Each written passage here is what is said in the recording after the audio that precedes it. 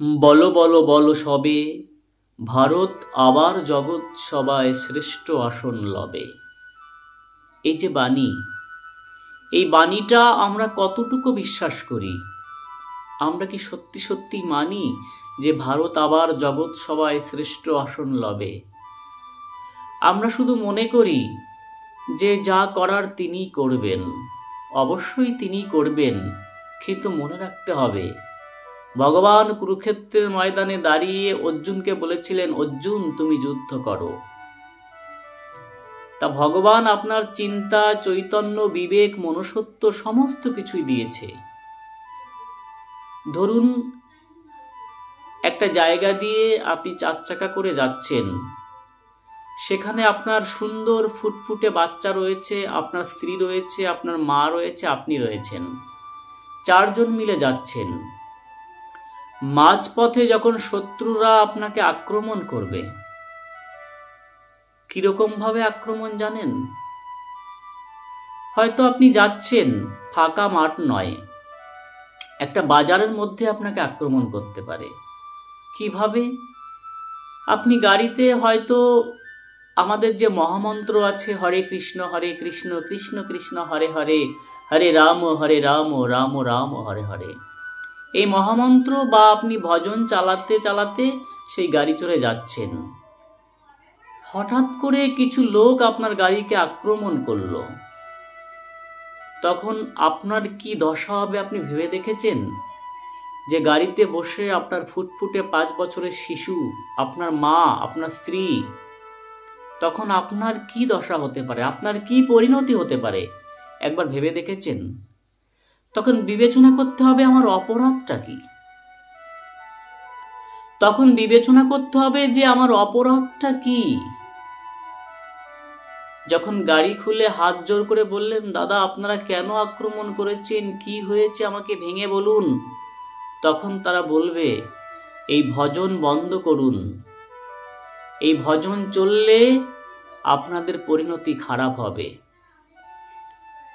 হয়তো এই কথা বলতে বলতে গ্লাসের মধ্যে হাত ঢুকিয়ে কেউ আপনাকে ঠাসিয়ে একটা চড় মারল, আপনার স্ত্রীর গায়ে হাত দিল। এই দৃশ্যগুলো আপনি সহ্য করতে পারবেন তো? এই দৃশ্যগুলো আপনি মানতে পারবেন তো?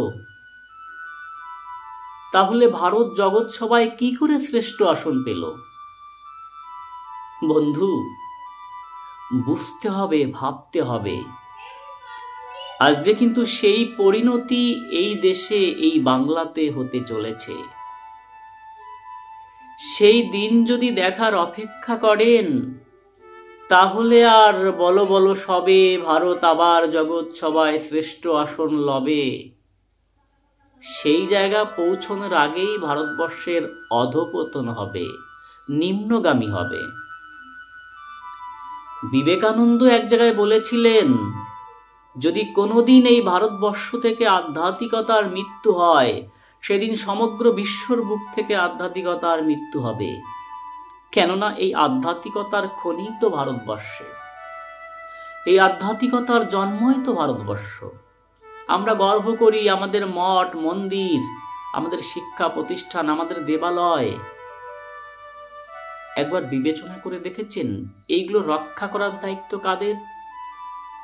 আপনার মঠ মন্দির যদি না থাকে, আপনি কোথায় ভজন গাইবেন?